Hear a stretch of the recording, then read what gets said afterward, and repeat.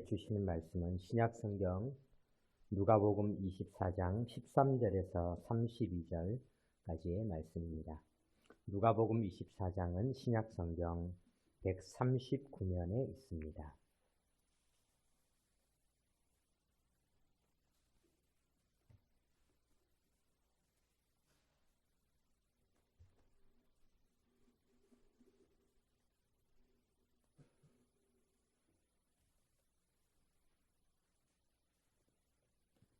하나님의 말씀을 교독으로 봉독하겠습니다.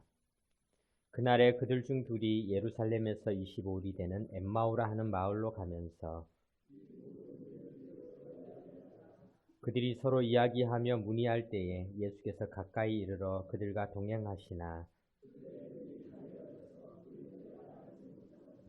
예수께서 이르시되 너희가 길 가면서 서로 주고받고 하는 이야기가 무엇이냐 하시니 두 사람이 슬픈 빛을 띠고 머물러 서더라.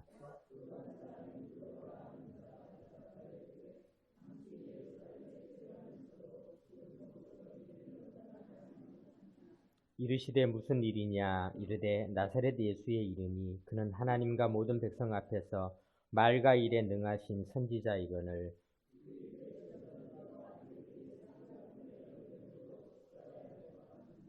우리는 이 사람이 이스라엘을 속량할 자라고 바랐노라. 이뿐 아니라 이 일이 일어난 지가 사흘째요.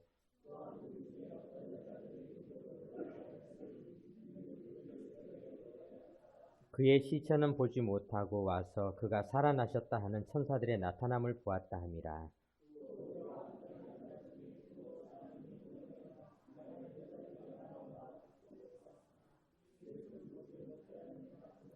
이르시되 미련하고 선지자들이 말한 모든 것을 마음에 더디 믿는 자들이여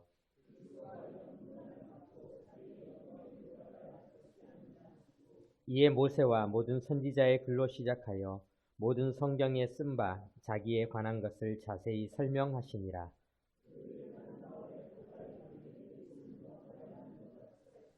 그들이 관건하여 이르되 우리와 함께 유하사이다. 때가 저물어 가고 날이 이미 기울었나이다 하니 이에 그들과 함께 유하로 들어가시니라.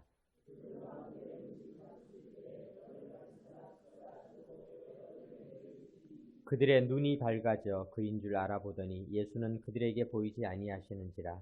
그들이 서로 말하되 길에서 우리에게 말씀하시고 우리에게 성령을 풀어주실 때 우리 속에서 마음이 뜨겁지 아니하더냐 하고 아멘. 오늘도 우리가 어려움과 고통이 많은 이 땅을 살아갈 때도 우리가 주님께서 부활하셨다는 이 사실이 우리에게 얼마나 큰 힘과 능력이 되는지 모르겠습니다. 얼마 전에 예수 믿지 않는 분들과도 식사를 한 적이 있었는데 그분이 제가 목사인 걸 알고 질문을 했는데요. 굉장히 고급스러운 질문을 하셨습니다. 그 질문이 뭐냐면은 금년에는 왜 부활절이 3월 31일 날 있습니까? 굉장히 어려운 질문을 하셨어요. 부활절은 도대체 양력입니까? 음력입니까? 굉장히 어려운 질문을 하셨는데 제가 그 질문을 받고는 너무 기뻤어요. 왜냐하면은 예수를 믿지 않는 분도 부활절을 알고 있다라는 사실이고 또 한 가지는 그만큼 관심을 가지고 있다라는 사실에 너무나 기뻤습니다. 자세히 설명드리기에는 서로에게 너무 불편함이 있어서 간단하게 알려드렸습니다. 부활절은 춘분이 지난 다음, 춘분은 양력입니다. 춘분이라고 하는 것은 우리가 잘 아는 대로 1년 중에 해의 길이를 기준으로 이렇게 나누게 되잖아요. 그래서 양력을 기준으로 하는 춘분이 지난 다음에 만월, 즉 달이 꽉 찬 날이 지나고 난 다음 첫 주일이 부활절이다. 그러다 보니까 춘분은 양력이고 만월은 음력이고 양력과 음력이 만나서 그리고 난 다음 부활절이 만들어지다 보니까 어떤 해에는 4월 초가 되기도 하고 어떤 해에는 또 4월 조금 더 넘어가기도 하고 이렇게 되는데 이렇게 되게 된 이유는 동방 기독교와 또 서방 기독교 사이에 조금씩 이 부활절을 따르는 달력이 다르다 보니까 이것이 좀 차이가 있어서 니케아라는 곳에서 열린 공의회에서 이 부활절 날짜를 조정을 하면서 이렇게 되었다. 이렇게 아주 간단하게 알려드렸습니다. 그런데 우리에게 정말 중요한, 제가 그분이 정말 이런 질문을 해줬으면 훨씬 더 기뻤을 거예요. 뭐냐면은 예수님의 부활이 우리와 무슨 상관이 있습니까? 이런 질문까지 해줬으면 얼마나 좋을까. 그런 기대를 해보는데요. 우리 예수님의 부활은 우리에게 도대체 무슨 의미가 있습니까? 고린도전서 15장에 보니까 그러나 이제 그리스도께서 죽은 자 가운데서 다시 살아나사 잠자는 자들의 첫 열매가 되었도다. 첫 열매라고 표현을 하고 있습니다. 잠자는 자들은 이제 죽은 자들을 의미하고 있는 거죠. 예수님께서는 우리의 첫 열매가 되셨다. 이렇게 표현하고 있는데요. 성경은 우리를 나무에 많이 비교합니다. 사실 이게 비유할 때 나무를 비유하는 일이 참 많이 있지 않습니까?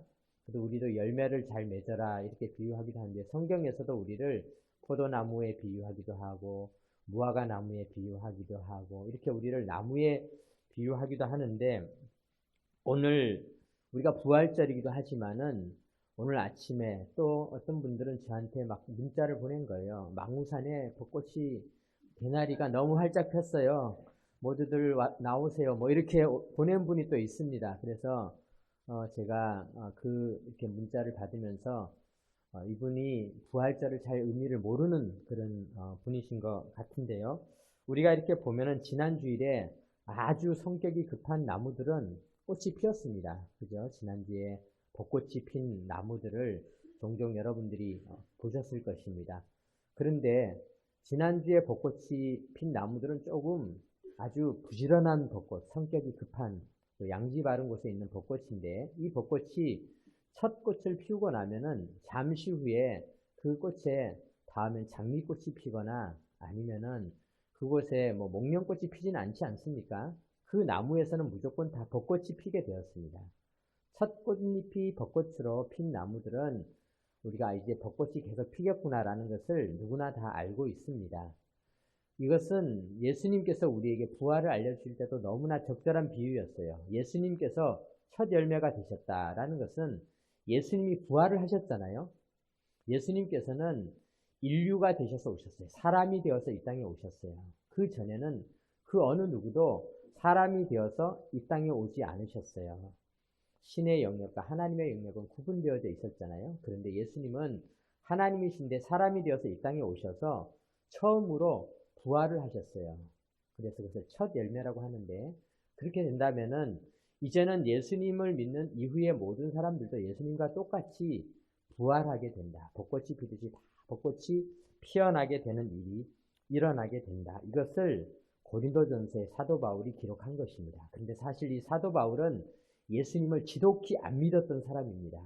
안 믿는 정도가 아니라 예수 믿는 사람들을 아주 싫어했던 사람이었습니다. 싫어하는 정도가 아니라 예수 믿는 사람만 보면은 가서 죽였던 사람이었어요. 스데반이라고 하는 사람도 이 바울에게 죽임을 당했고 스데반뿐만 아니라 당시에 교회가 잘 부흥하고 있었던 예루살렘 교회에 사도 바울이 가서 그 교회들을 얼마나 핍박을 했냐 하면은 잔멸해 버렸다라고 성경에 기록되어 있어요. 잔멸이라는 그 단어는 뭐냐면은 멧돼지가 산에서 막 내려와서 마을에 있는 밭을 다 들쑤셔 놓았을 때 표현하는 들짐승이 다 헤쳐 놓았다 할 때 쓰는 그 단어를 사용하고 있어요.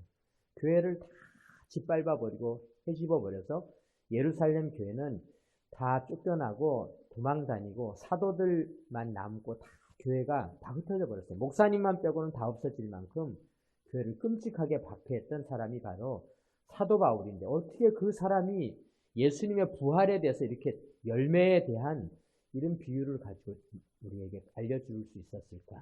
우리가 한번 그것을 생각해 보고자 하는 것입니다. 사도행전에 보면은 사도 바울이 자기가 왜 그렇게 확 바뀌어버렸는지, 왜 그가 그렇게 180도 새로운 사람이 되었는지를 표현하고 있는데요. 사도행전 22장에 보면은 사도 바울이 예수 믿는 사람들을 너무너무 핍박을 했는데 하다 보니까 이제는 예루살렘에서 더 괴롭힐 교회가 없는 거예요. 그래서 다메섹이라는 곳에 가서 그곳에도 교회를 다 헤집어 버리자. 그리고는 다메섹으로 가려는 그 길에 다메섹으로 한참 가고 있는 그 길에 갑자기 오정쯤 되어 호련히 하늘로부터 큰 빛이 나를 둘러 비치매 내가 땅에 엎드러져 들으니 소리 있어 이르되 사울아 사울아 내가 왜 나를 박해하느냐 하시거늘. 사울이라는 말은 바울의 옛날 이름이죠. 내가 대답하되 주님 누구시니까 하니 이르시되 나는 내가 박해하는 나사렛 예수라 하시더라. 예수님께서 갑자기 사도 바울에게 나타나셔서는 그에게 왜 나를 핍박하느냐 그렇게 물어보신 것입니다. 그리고 난 다음에 말씀하셨어요. 사도 바울이 이 자기가 예수님을 만났던 것을 나중에 아그리빠 왕에게 이야기할 때도 기록되어져 있는데 사도행전 26장 14절에 보니까 우리가 다 땅에 엎드러짐에 내가 소리를 들으니 히브리 말로 이르되 사울아 사울아 내가 어찌하여 나를 박해하느냐 가시채를 뒷발질하기가 내게 고생입니다. 예수님께서 사도 바울이 하는 일을 보면서 이런 나쁜 놈 네가 교회를 다 뒤집어 놓고 스데반을 죽이고 나까지 박해해? 이렇게 말씀하셔야 당연한데 예수님께서는 어떻게 말씀하셨냐면은 야, 너 가시채를 발로 자꾸 차니까 네 발이 얼마나 아프겠느냐. 사도 바울이 너무나 충격을 받았어요. 아니, 예수님이 도대체 누구시기에 내가 예수 믿는 사람을 그렇게 괴롭히고 죽이고 고통스럽게 했는데 예수님은 나를 이런 죽일 놈, 너 같은 놈은 천벌을 받아라, 눈이 멀어버려라 막 이렇게 한 것이 아니라 네가 가시채를 자꾸 발로 뒷발질하니까 너는 얼마나 아프겠느냐, 얼마나 고생하겠느냐. 사도 바울이 그렇게 예수 믿는 사람을 핍박을 했지만 그 마음속엔 엄청난 또 다른 고통들이 사람을 죽였을 때 그 죄의식과 고통이라는 것이 있지 않습니까? 남을 괴롭혔을 때 그 뒷후유증들이 사람을 또 괴롭히게 되는 것이죠.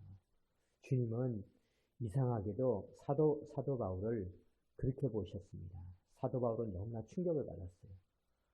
이것은 엄청난 사랑이 아니고는 하실 수 없는 말씀입니다. 그리고 사도 바울은 예수님을 만난 다음에 인생이 달라졌습니다. 그리고 십자가에 달려 죽은 줄 알았던 예수님을 직접 보고 나니까 정말 예수님은 부활하신 분이시고 예수님은 사랑이 너무나 엄청나서 내가 남을 괴롭히는 데까지 마치 우리가 이야기하면은 나쁜 사람들이 흉기를 들고 남을 찔렀는데 흉기를 잘못 찌르다 보면 자기 손이 다칠 수도 있지 않습니까? 너 손 다쳐서 어떡하냐? 찔린 사람이 그렇게 이야기를 한다라고 했을 때 얼마나 충격이겠습니까? 사도 바울은 그 사랑의 충격과 예수님을 만난 그 충격을 받고 난 다음에 어안이 벙벙할 때 18절에 예수님께서는 그 눈을 뜨게 하여 어둠에서 빛으로 사탄의 권세에서 하나님께로 돌아오게 하고 제사함과 나를 믿어 거룩하게 된 무리 가운데서 기업을 얻게 하려고 내가 너를 보낸다. 이렇게 말씀하셨어요. 사도 바울이 달라지기 시작한 것이죠. 그리고 사도 바울은 자기가 눈이 어두워졌구나.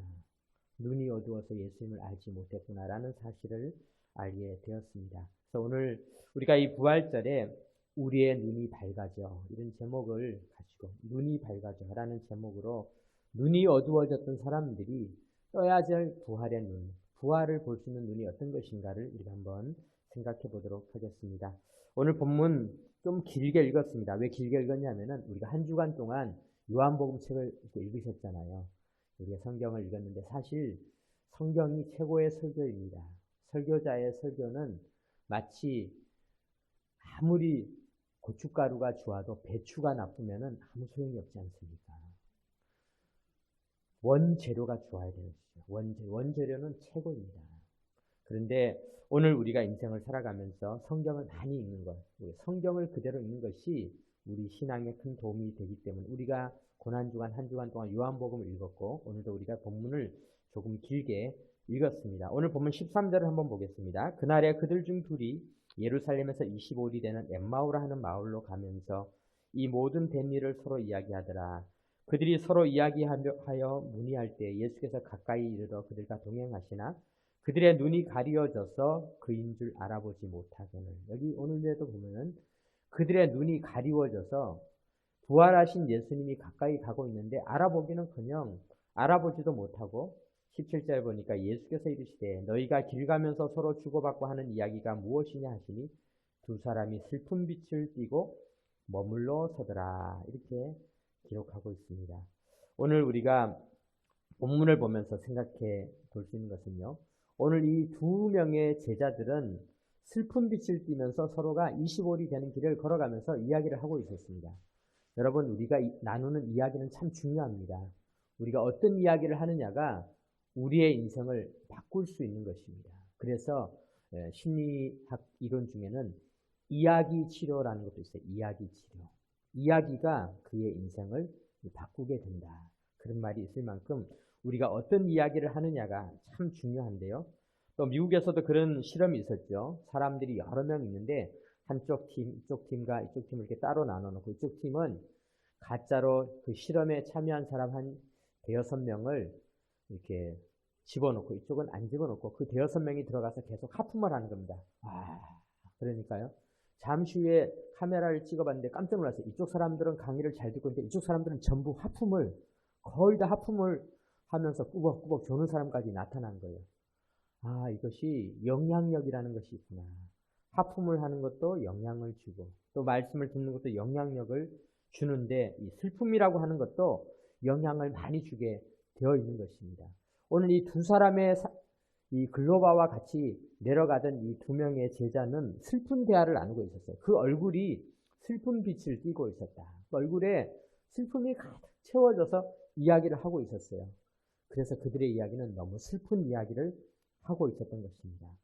사랑하는 성도 여러분, 우리가 신앙생활을 하면서 먼저 우리는 슬픈 대화에서 벗어나서 기쁜 대화로 돌아서시기 바랍니다. 우리가 이 슬픈 대화는요, 우리를 점점 슬프게 만들어 버립니다. 우리 민족에 대해서도 사람들은 많이 슬픈 이야기를 많이 하고 있습니다. 우리 미래에 대해서도 슬픈 이야기를 많이 하고 있습니다. 그런데 하나님께서는 우리에게 기쁨을 주시는 분이십니다. 우리가 슬픔에서 벗어나는 기쁨의 대화를 해야 하는 것이죠. 우리의 눈을 밝은 곳으로 바꾸어서 어둠에서 벗어나서 밝은 빛으로 가서 기쁨의 대화를 나눌 수 있도록 예수님께서는 오늘 이 두 제자에게 찾아오신 것입니다. 그리고 나서 예수님께서 그 두 제자에게 말씀하여 주셨습니다. 25절 보겠습니다.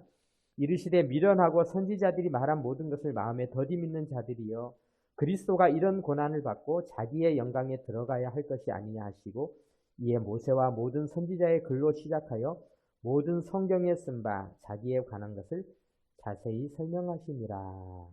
그러면서 그들이 성경을 아는 자들이었어요. 예수님의 제자들이었기 때문에.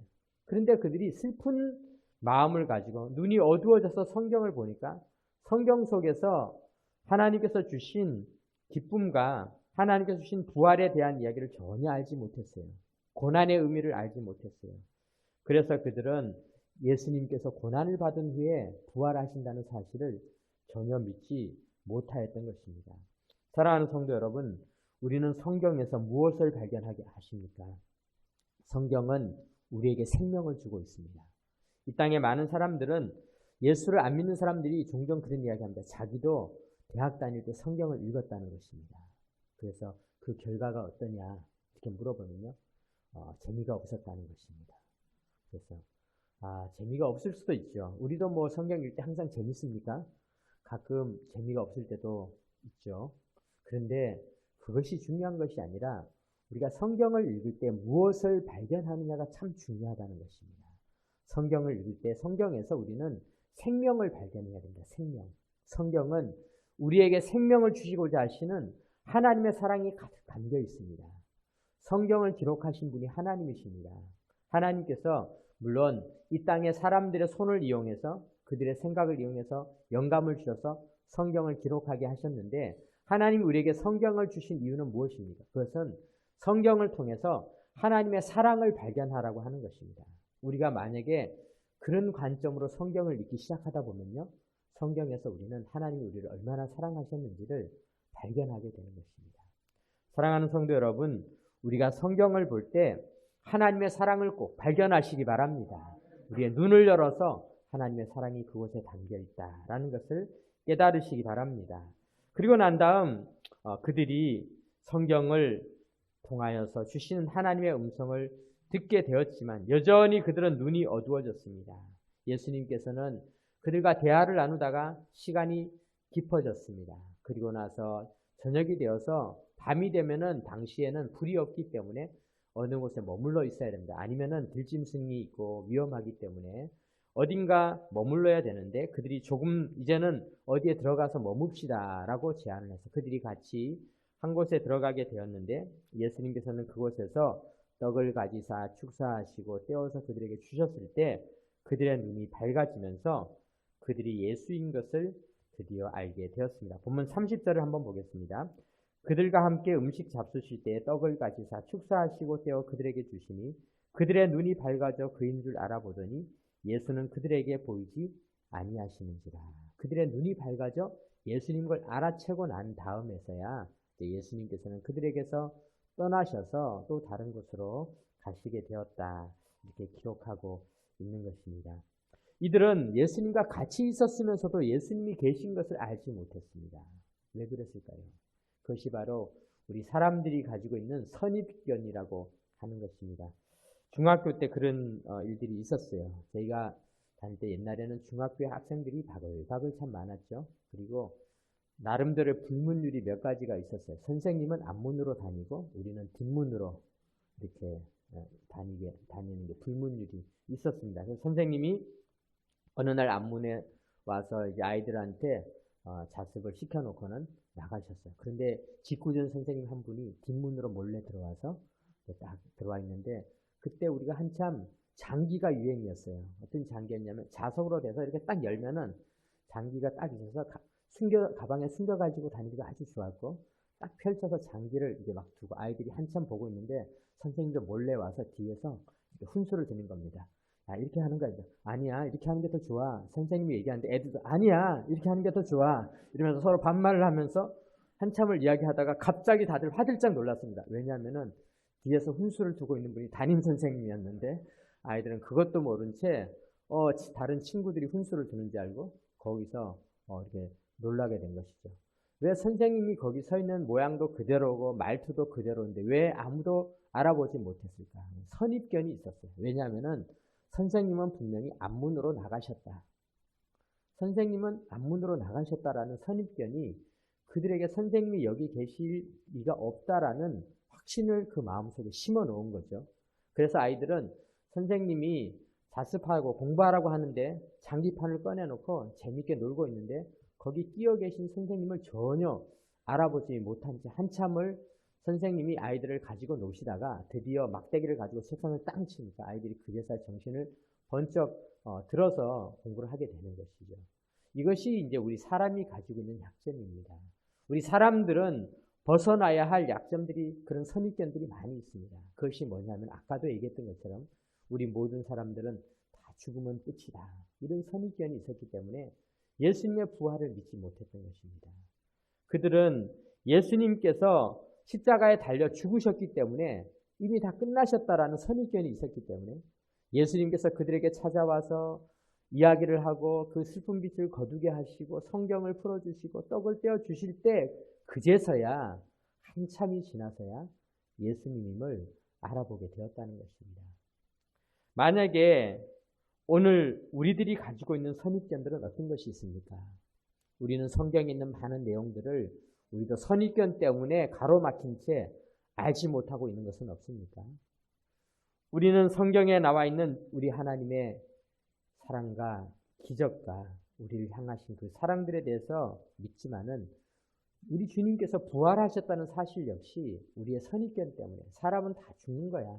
죽으면 끝이야. 우리는 너무나 그걸 많이 보아오지 않았습니까?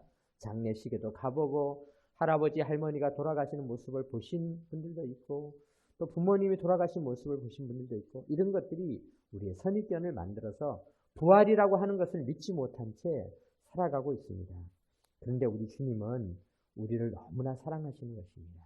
그래서 우리가 부활을 우리도 모두 다 부활되게 하시기 위해서 우리도 부활의 기쁨을 누리게 하시기 위해서 잠자는 자들의 첫 열매가 되셨던 것입니다. 어느 시골에서 아버지가 장을 보러 아이를 데리고 갔습니다. 이 아이가 학교에서 친구들과 놀다가 다리를 다치는 바람에 기부스를 하고 다리가 불편해서 아버지는 자전거에 아이를 태우고 시장에 갔는데 그 아이가 학교를 가지 못하는 바람에 오랫동안 마음에 낙심하고 그 마음이 우울하고 힘들어했습니다. 그래서 아버지는 이 아이에게 기쁨을 주기 위해서 장에 데리고 갔는데 아이를 채소 가게에다 잠시 단골집에 맡겨놓고 아버지는 저 멀리 솜사탕 아저씨를 발견하고 거기 가서 솜사탕을 사오려고 갔습니다. 근데 아이는 아버지가 떠나자 울기 시작했습니다. 한참을 울던 딸은 아버지가 마침내 솜사탕을 가지고 돌아오자 아주 기뻐했습니다. 아버지도 돌아오셨고 또 솜사탕도 먹게 되니까 얼마나 기뻤습니까? 근데 그 잠깐 동안에 아버지가 딸을 떠났던 것은 딸에게는 너무나 힘들고 고통스러운 시간이었습니다. 그래서 그 아버지의 부재를 딸은 기다리지 못했던 것입니다. 예수님께서는 잠시 우리를 부활하신 후에 하늘나라로 올라가셨습니다. 그리고 우리를 위하여 이제는 간구를 하고 계십니다. 그런데 주님께서는 이 잠시 동안에 떨어져 있음을 요한복음 14장에는 이렇게 기록하고 있습니다. 요한복음 14장 1절부터 3절을 제가 읽어보겠습니다. 너희는 마음에 근심하지 말라. 하나님을 믿으니 또 나를 믿으라. 내 아버지 집에 거할 곳이 많도다. 그렇지 않으면 너희에게 일렀으리라. 내가 너희를 위하여 거처를 예비하러 가노니 가서 너희를 위하여 거처를 예비하면 내가 다시 와서 너희를 내게로 영접하여 나 있는 곳에 너희도 있게 하리라. 그런데 우리 주님께서는 우리가 영원히 우리 모두가 다 부활해서 영원히 살게 될 하늘나라의 거처를 예비하시는 동안 우리는 세상에서 고통을 당하게 됩니다. 요한복음 16장 33절에 이렇게 기록하고 있어요. 이것을 너희에게 이르는 것은 너희로 내 안에서 평안을 누리게 하려 함이라. 세상에서는 너희가 환난을 당하나 담대하라. 내가 세상을 이기었노라. 사랑하는 성도 여러분, 오늘 부활절입니다. 부활절은 우리 주님께서 우리 모두가 예수를 믿고 영생을 누리며 첫 열매가 되신 예수님의 뒤를 따라서 우리도 다 부활하여서 주님께서 예비하신 거처로 우리를 인도하여 주신다는 사실을 다시 한번 확인할 수 있는 소중한 절기입니다. 이 믿음을 가지시기 바랍니다. 세상에서는 우리가 환난을 당하지만 잠깐입니다. 금방 솜사탕 사가지고 오실 것입니다. 금방 우리 하나님께서 원하시는 아름다운 하나님이 예비하신 천국의 삶을 주시기 위해서 주님께서 잠시 우리와 떨어져 있는 것 같아 보이지만은 그러나 주님은 여전히 우리와 함께 하십니다. 그런데 주님께서는 우리가 이 세상에서 환난을 당하고 잠시 후에 다시 만나는 그 사이사이에 우리가 우리 주님을 만날 수 있는 시간을 만들어 주었습니다. 그것이 뭐냐면 예배와 성찬입니다. 오늘 우리가 이제 성찬을 받고자 합니다. 우리가 이 성찬을 받으면서 주님께서 여전히 우리의 하나님이시며 우리를 부활의 기쁨을 주시고 영원한 하늘나라로 인도하실 분이라는 사실을 다시 확인하는 귀한 시간 되시기를 주님의 이름으로 축원합니다. 아멘. 기도드리겠습니다. 하나님 아버지 감사드립니다. 부활절 아침 우리 주님께서 오늘 주의 전에 저희들을 다시 불러주셔서 우리가 이 세상에서 환난을 당하지만은 우리의 눈이 밝아지면은 우리는 우리 주님께서 우리를 위하여 처소를 예비하여 주시고 또 우리가 마침내 부활 승리하여서 천국에 가게 됨을 보게 하여 주시는 분이심을 믿습니다. 주여 모든 이 땅의 백성들이 눈이 밝아지게 하여 주셔서 우리 주님께서 우리를 위하여 예비하신 그 길을 보게 하여 주옵소서. 이제 우리가 성찬을 받을 때 우리 주님 임재하여 주옵소서. 우리 주 예수 그리스도의 이름으로 기도드립니다. 아멘.